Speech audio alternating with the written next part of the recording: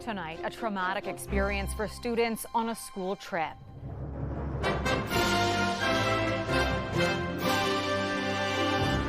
The crash on a major Ontario highway. All I saw was something fly off the side, and then everything was just kind of a blur after that. What students are sharing about the incident that left a driver dead. Lining up Mark Carney's first federal budget. The single most important thing this budget needs to work towards is increasing investment in Canada. The threshold for higher spending, what Canadians say they're willing to accept. And a World Series this country won't soon forget. They brought Toronto, the whole of Canada together. The high points and heartbreak of the Cinderella story that captivated a nation.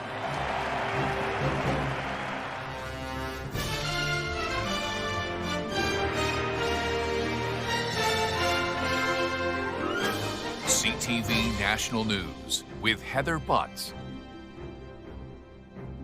Good evening. A frightening experience for a group of teenagers this weekend in southwestern Ontario. Their bus careened off a major highway. The driver pronounced dead at the scene. The more than 40 students were heading away on an overnight trip. CTV's Brent Lale on what we know so far. A bus carrying more than 40 students crashed into the ditch on Highway 401 Sunday, leaving children injured and the driver dead. I was at the very back of the bus, so all I saw was something fly off the side, and then everything was just kind of a blur after that. We've got 42 passengers on board that school bus, 4 of which were transported to the hospital with minor injuries.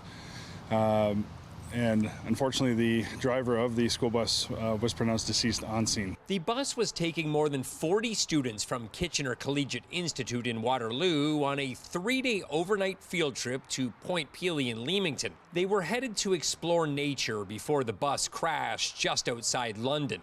Twins Maddie and Lily Knight did not wish to appear on camera, but said their driver had a medical episode at the wheel. And then after that, we swerved down into the ditch area. We hit another thing. We didn't know what it was, but we hit it. And then realizing it was a deer. And then we kept going straight and then slid sideways, and everyone fell on me because I was the side that hit the ground. We just opened the emergency hatch thing, and just everyone kind of was helping people get out. Following the crash, the more than 40 students on board were transported by coach bus here to the East Lyons Community Center, where they were reunited with their family. We have young people that, a little traumatic for them to experience something of this nature. And with our members and all first responders getting on scene to make sure that those students that needed care immediately were taken care of. The OPP Traffic Reconstruction Management Team is trying to piece together the cause of the crash and how the driver died. Brent Lale, CTV News. The Prime Minister will unveil his first federal budget on Tuesday, revealing how his government plans to navigate the economic uncertainty posed by the ongoing trade war with the U.S. and get productivity here back on track. But as CTV's Colton Prale reports, new polling shows Canadians are split on the path forward. 2 days before Mark Carney presents his first federal budget, it's still not clear which party will help the minority Liberal government pass it. We don't need a higher cost of living through a higher costed budget. We need an affordable budget for affordable lives for all Canadians. The Conservatives and the Bloc both say they're willing to help on their own terms. Pierre Poilievre is calling for fewer taxes and less spending. The inflation that spending has caused has landed on the shoulders of single moms and seniors and others who can't pay their bills. But new polling by Nanos Research for CTV News shows more Canadians are willing to accept a higher level of spending if it means investing in programs for Canadians. Support for the idea is up to 47%, from 35% 2 years ago, and neck with those hoping for a balanced budget that cuts taxes. The single most important thing this budget needs to work towards is increasing investment in Canada. We have both immediate challenges with what we're doing with the United States and long-term challenges around growth and productivity. Support for infrastructure investment as a top budget priority has doubled since 2023, now just behind tackling the deficit. But healthcare remains the top priority for Canadians, even as issues like inflation, housing, and tariff relief take away some of the focus. For average Canadians, what they want to see is no cuts to healthcare at this particular point in time, but they're going to want to see investments in the long term. Mark Carney campaigned on a $4 billion investment in community healthcare and has repeatedly promised not to cut provincial health transfers. While the Liberals don't have the votes to pass the budget on their own, they could do it if some opposition members abstained from voting. Asked about that today, Poilievre says his Conservative MPs will be there Tuesday and do their jobs. Heather. Thank you, Colton. CTV's Colton Prale in Ottawa. With healthcare a top priority for Canadians, the net is being cast far and wide to lure American doctors to this side of the border. CTV's Alex Carpa on how political turmoil in the U.S. is giving some the extra push to relocate. Dr. Jesse Krikorian recently left Michigan and moved to Manitoba for work. He began seeing patients earlier this month. I am so grateful to be here in Canada. This is quite an opportunity. He is a family physician specifically focusing on transgender health care. However, due to the current political climate in the U.S., he said he had no choice but to leave. I'm concerned with where things are right now with the restrictions in care, and I am especially concerned that things are going to get worse in the U.S. Dr. Krikorian is not alone. Dozens of other doctors have made the move north of the border. Canadian and American doctors have very similar training, and so efforts were made to streamline that process, and we applaud that. The president of Doctors Manitoba, Dr. Nichelle Desilets, said recruitment through targeted ads began last fall. And while it's been a success so far, she said the focus now has to shift to retaining these doctors. We need to keep looking at things like admin burden, keep looking at things things like competitive payment. Recruitment is not just happening in Manitoba, but across the country. Ontario recently said over 260 American physicians have moved to that province so far this year. In BC, 38 doctors and 90 nurses were also hired. PEI, Nova Scotia, New Brunswick, and Saskatchewan have all undergone similar campaigns. I think it will help. It will fill a vital need and is one solution of many to increasing doctors within the country. Dr. Krikorian believes this is just the beginning of a new wave of physicians coming to Canada. I have colleagues who have asked me questions about how to make the move to Canada. He says he plans to stay in Manitoba for as long as he can. Alex Carpa, CTV News, Winnipeg.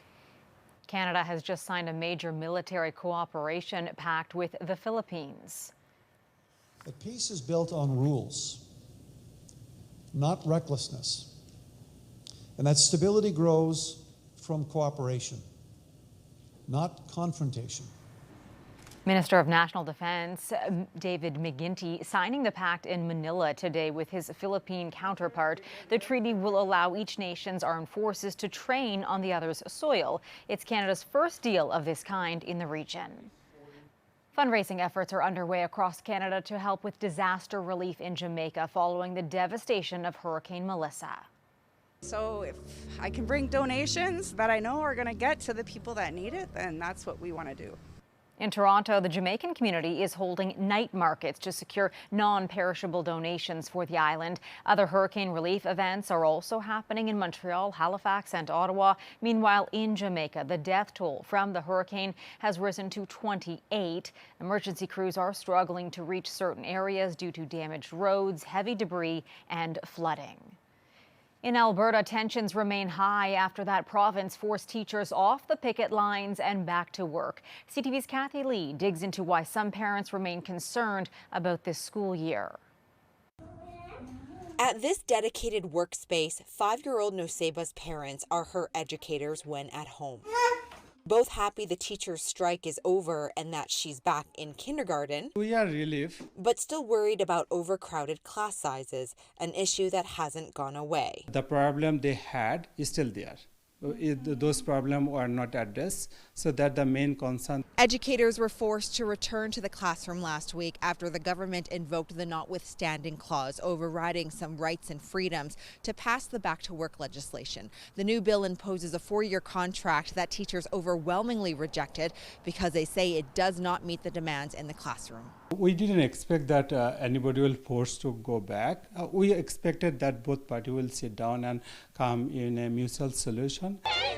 The UCP's move sparked a province-wide walkout, with thousands of students leaving class to support their teachers. They are teachers and give us the education we deserve because this isn't fair. And it pushed the Alberta Federation of Labour to warn a general strike could be next, but it stopped short of declaring an official one. Tens or hundreds of thousands of workers all agree to walk off the job at the same time. We are seeing a level of strike activity and organizing activity that we haven't seen since the 1980s. As the labor dispute continues to unfold, Noseba's parents wondering how their daughter will handle public school if the environment doesn't improve. I feel my daughter will be very behind. Probably want my daughter to get some special care, like not too many students in a one crowded class. Until that happens, they're digging deep, paying for some private tutoring to keep her future from falling through the cracks.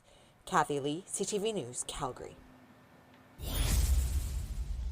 It feels like much of the nation is nursing some heartbreak tonight after the Toronto Blue Jays came so close to winning the World Series.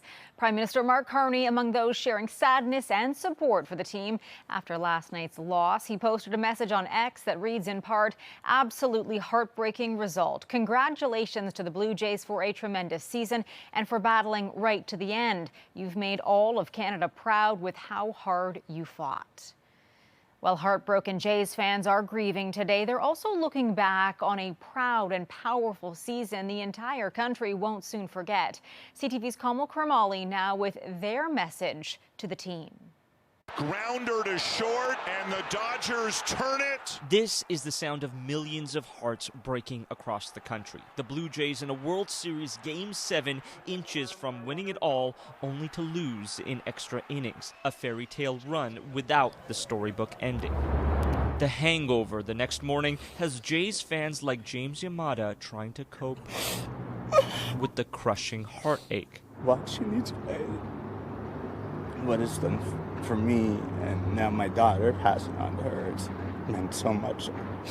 But despite the pain, you'll still see Jays hats, flags, Go Jays, and shirts. Because what this team did for this city and this country won't be stopped by a Game 7 loss. They brought Toronto, the whole of Canada together. What's traditionally called America's national pastime, for a few weeks was taken over by Canada. The Jays kind of represent, Canada's national pride, especially, like sticking it to the U.S. a bit, which would have been nice. During a time of tariffs and trade war, when the country needed unity, the Blue Jays brought it. Given the climate, I think there was a little more to it in terms of country versus country, and being the only Canadian team. The excitement giving a needed economic boost, hotels flooded with tourists, bars packed, restaurants overflowing, profits surging. We've seen an increase anywhere from 30 to 50% for all games. So last night in particular, it was packed from the moment we opened our doors. All of it inspiring a new generation of young Canadians to pick up a bat.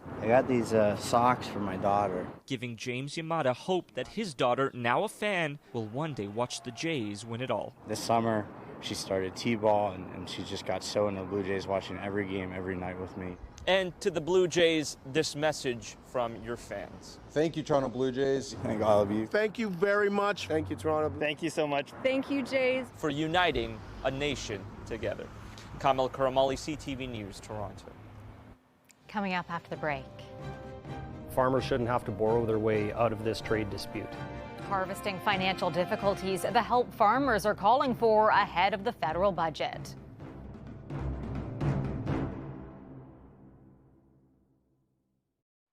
As we look ahead to this week's federal budget, we're focusing tonight on Canada's agriculture industry, facing trade, inflation, and weather challenges this year. CTV's Alison Bamford speaks to farmers on what they hope to see from the government. On the heels of harvest, Dean Roberts is already preparing for next year's crop. He's spraying herbicides before the snow falls and planning around the uncertainty of China's canola tariffs. Anytime your second largest market is in jeopardy, you start asking questions about how much of that crop should I invest in for next year. Canola typically makes up 25% of Robert's crops, and like all canola producers, he stands to lose revenue the longer Chinese tariffs drag on. Farmers shouldn't have to borrow their way out of this trade dispute. In September, Ottawa announced measures to help stabilize and diversify the ag sector, including a new biofuel production incentive and an increase in interest-free advances for canola farmers. It's about being patient. Industry groups hope to see more help with diversifying canola trade in the federal budget, but above all, they want a deal with China. The longer this goes on, I think the more we will be thinking about what farmers will need to maintain their viability, but getting that market open is the top priority. Farmers further south continue calling for relief from all levels of government. 9 years of consecutive drought in parts of southwestern Saskatchewan have dried up crops along with farm revenue.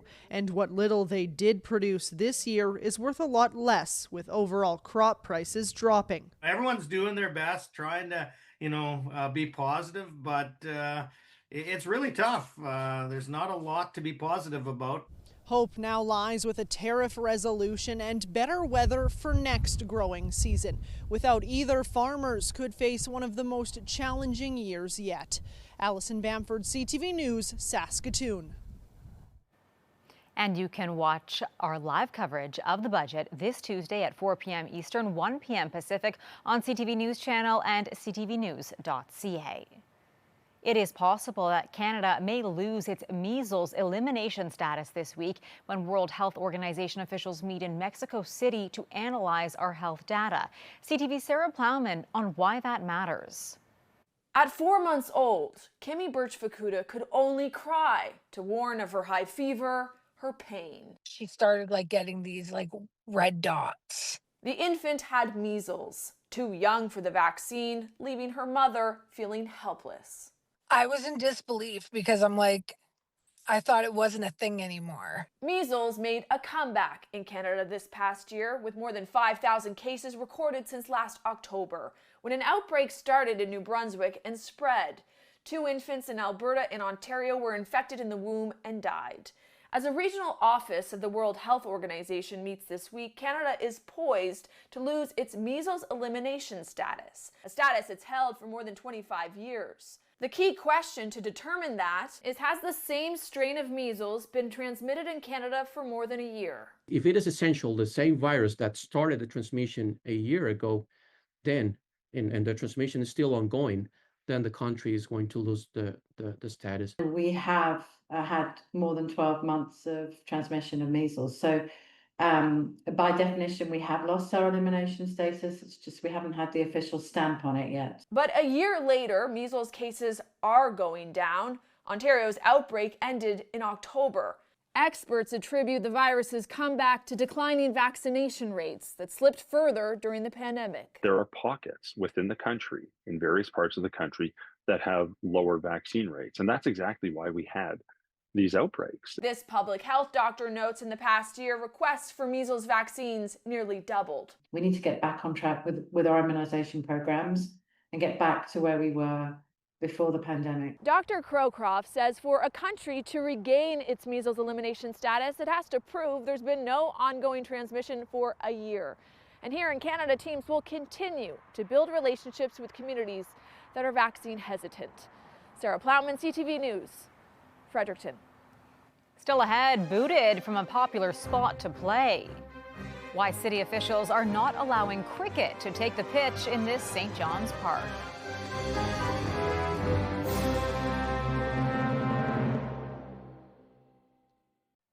A makeshift cricket field near a Newfoundland university has gone quiet. Once the center of a cricket revival in the province that's now on hold. CTV's Garrett Berry explains why. For more than 10 years now, a cricket revival has been blooming in this Center City Park. When cricket started here in 2010, there were 3 teams and about 45 people involved. We're up to 12 teams now and over 400 people. Fueled by newcomers living near the nearby university, organizing formal and informal matches. Until now, these two city signs calling cricket players out, stopping the sport literally in its makeshift dirt tracks. There's certainly a degree of why. The city says that balls were flying onto this walking path, creating an injury risk, and the games were also damaging the grass here on the field. It says it's received complaints from nearby residents about property damage. I do think that there are genuine safety concerns, and I think that some of the property owners were worried about balls hitting their windows. But it is kind of hard to reconcile when there's softball being played right next door. Players are instead pointed towards the sanctioned field 10 kilometers away on the industrial side of the St. John's International Airport. But the sport is growing in the province, enough that this corner store is now starting to supply some cricket bats and gear. One field might not be enough anymore. We have thousands of people who are willing to play. They may not be as interested in playing every week, but maybe every second week, whenever them and their friends are ready to go, if they're available. All the more reason, he says, to find easier places to play and practice. Garrett Berry, CTV News, St. John's. Still ahead, honoring those who served. The remarkable story that led to the creation of this special tribute.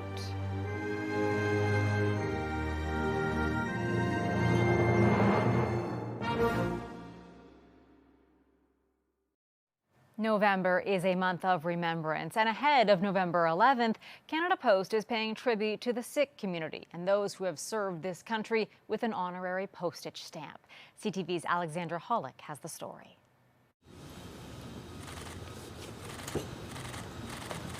At the foot of his grave in Kitchener, a stamp honoring the life of Private Bookham Singh is unveiled.